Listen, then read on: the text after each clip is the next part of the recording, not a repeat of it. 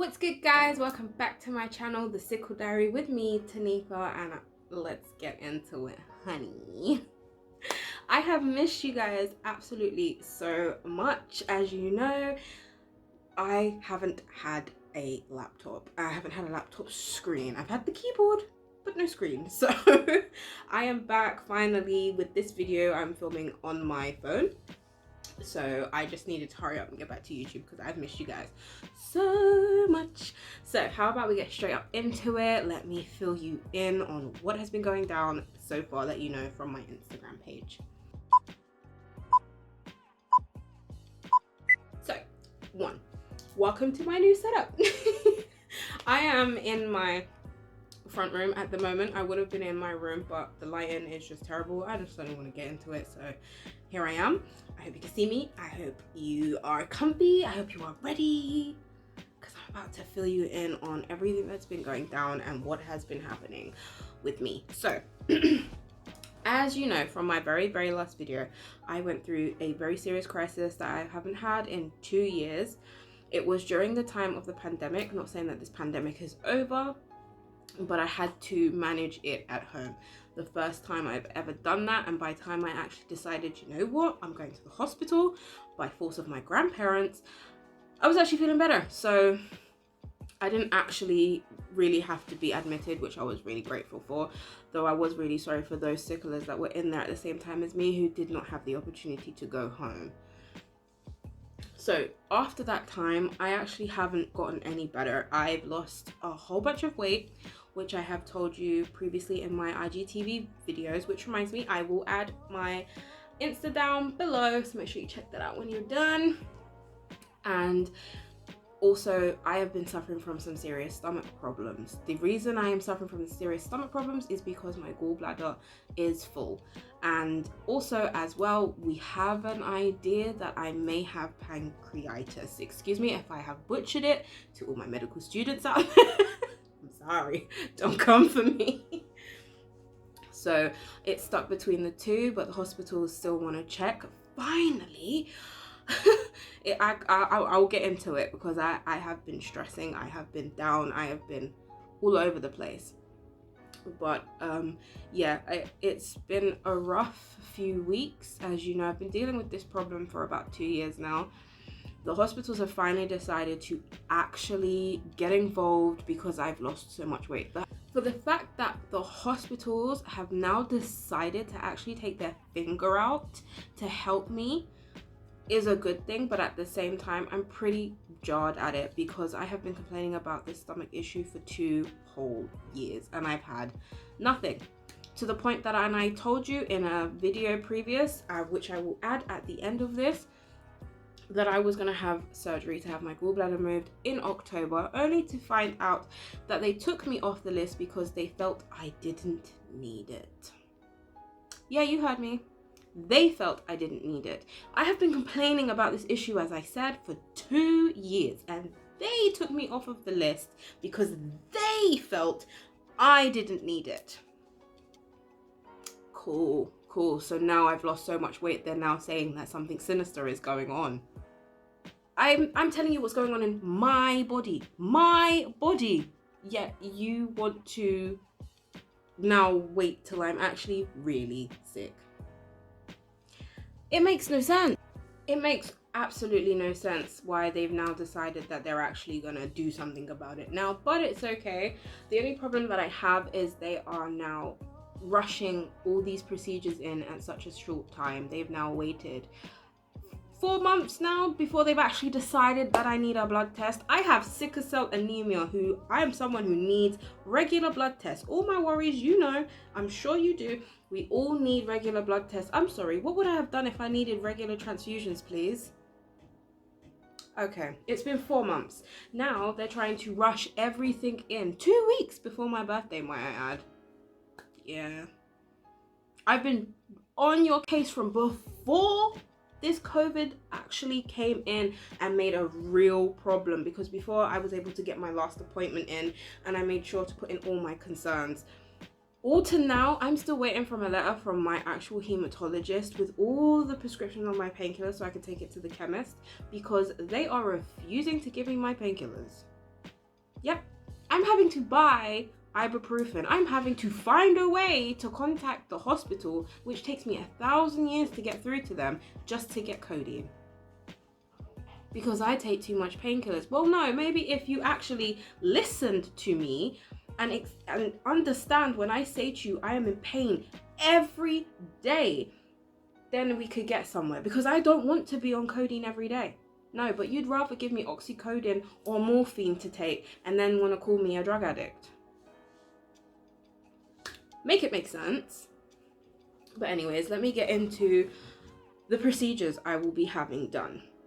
So on the 12th of August, I will be having a CAT scan done on my stomach so that they could see so that they can see if I have any shadowing in my stomach, or if they could pick up anything more deeper and more worrying instead of just my gallbladder. If the results for that come back okay and the results for my blood test come back okay, then they're still going to send me on to get an endoscopy done. Sorry if I have butchered that word. I'm trying to learn all these big words, okay? So they're gonna put me in for an endoscopy. This is when they put a camera down your throat and look into your stomach. Now, I've had this done before, but they kept me awake. Now, I was actually supposed to be put to sleep for this procedure, but they felt, and again, they felt that I was okay to stay awake for it, even though I had someone scheduled to drive me home because I was supposed to be put to sleep for it. But you know, kings want to do what kings wants to do. I have to admit that endoscopy was the most uncomfortable and the most painful thing I have ever gone through before. And I've been through some painful things. Like, us warriors, we suffer crisis. Like, we suffer serious crisis sometimes. But that was something I'd never want to go through again. But if the nurse promised that I will be put to sleep, then by all means, look down my stomach if you want to. I just don't want to be awake for that. And hopefully, if that actually comes back okay, then we will still go ahead with the surgery to remove my gallbladder. So I've got my fingers crossed real tight for the results of these procedures, and fingers crossed that this time they will actually give me the operation to remove my gallbladder, and hopefully this girl over here could put on weight, because honey, I was a good size. Now I'm like this whole, I don't even know. Half my clothes don't fit. The clothes I buy now are too big. Like, I don't even know what size I am. That's how much weight I'm losing.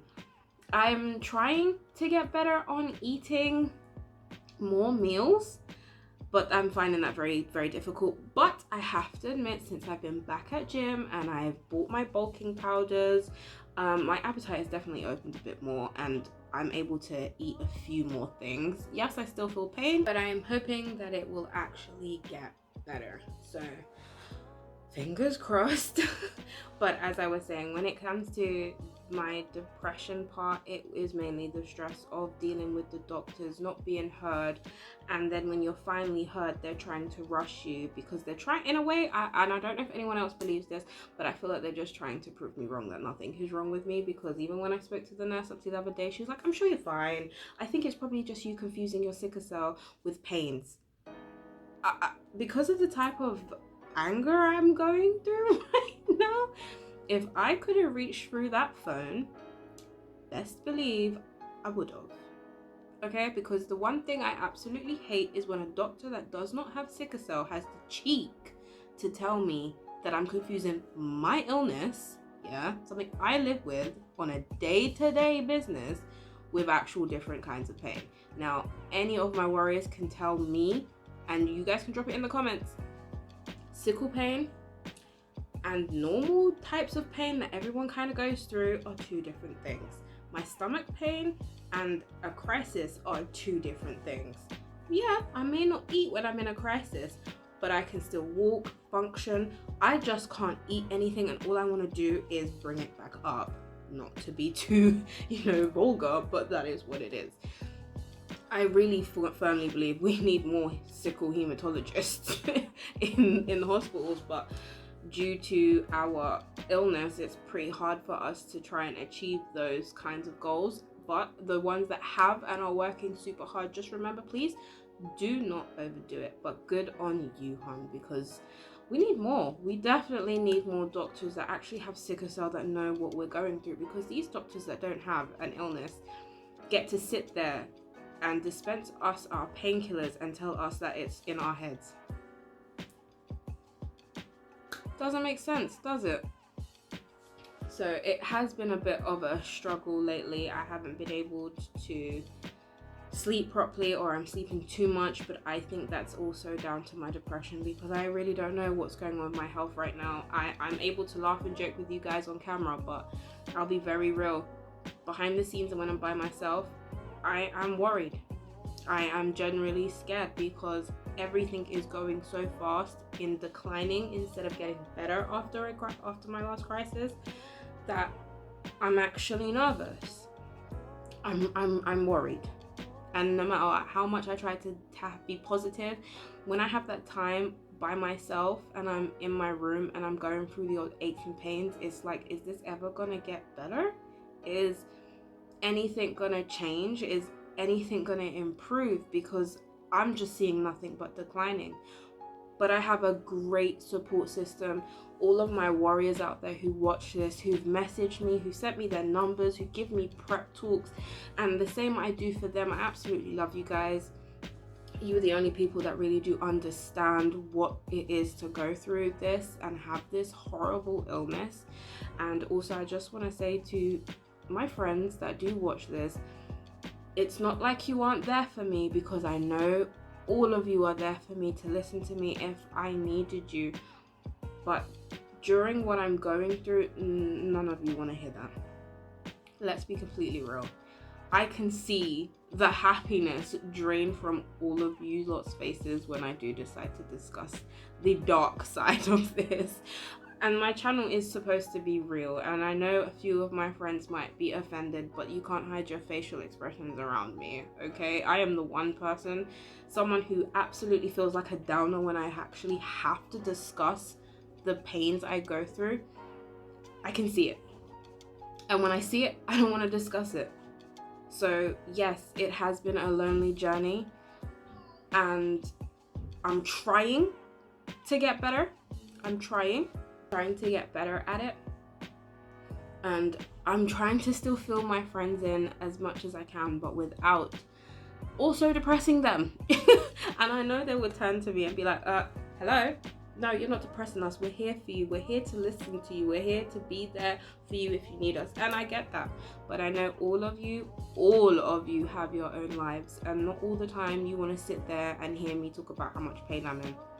So I talk to the one community that will understand exactly what I go through.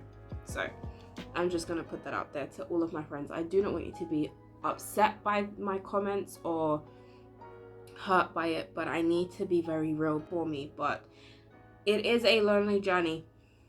Sickle cell this is going to be with me for the rest of my life. I've had it up to this far, and I've done pretty well. I've always been on point. I have a few setbacks because we do learn new things with sickle cell all the time.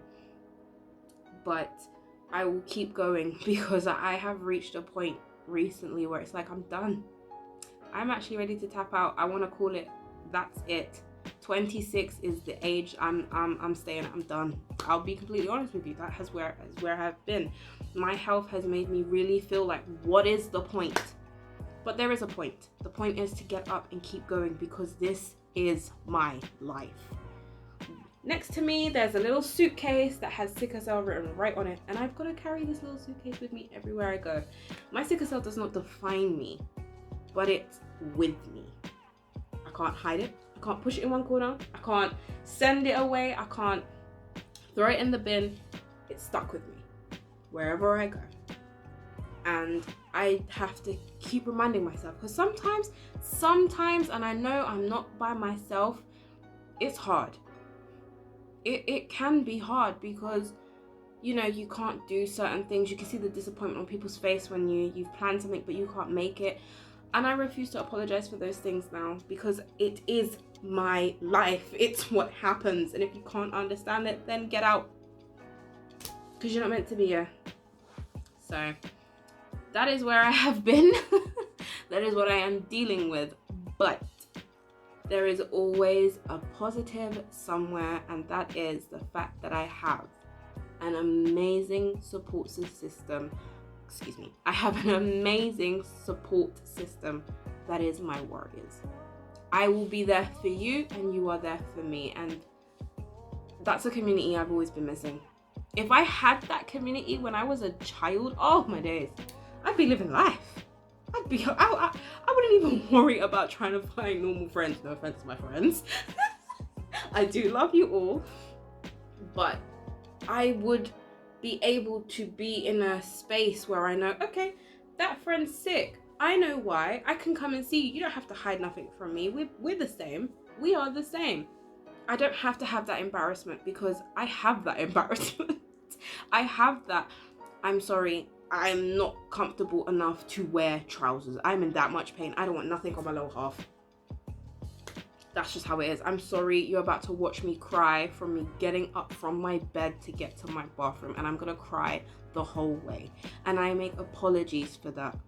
Because one, it's embarrassing for me, and two, instantly I'm thinking in my head, you are looking at me and you are judging me. Because to you, you do not feel the pain I am going through. You just see it. You just see that I'm struggling to walk. But a lot of people, and I've had the comments, have come up and said, you're not in pain. Oh, just walk normally. You're not in pain. I'm sorry. I swear, if I had a magic little button and I could let someone actually feel sickle cell for about 2.5 seconds, I bet anyone need to tell me they never want to feel it again. I would not wish this on my worst enemy. Okay? Okay. But thank you guys. I'm going to end this video here. And I want to thank you all for rocking with me. And I've missed you guys. I'm so glad to be back on YouTube. And please make sure you leave me any comments, any questions. You know exactly where to leave them. Don't forget, my Instagram is @thesickle_diary. I will drop it right here for you. So you can go and find me. And talk to me, guys. Reach out to me. Let me know how you're feeling. Let me know what you're doing. And let me know what country you're from, because I've been communicating with all American sicklers, the UK sicklers that are in Europe. It has been amazing to reach out to and speak to so many different people that are fighting with this disease. All of you warriors rock. You are like the best people ever. The strongest people ever. We have got this. We will forever have this, okay? So I'm gonna leave it here, and I will be back in 2 weeks like normal. No issues. I will be filming with my phone from now on. So until then, stay safe, look after yourselves, drink plenty. If you're out in the sun, make sure you are covered. Keep your painkillers on you, and have a wonderful week. I will be back with an update with everything that's happening between my procedures, blood tests, and results. Until then, I will see you.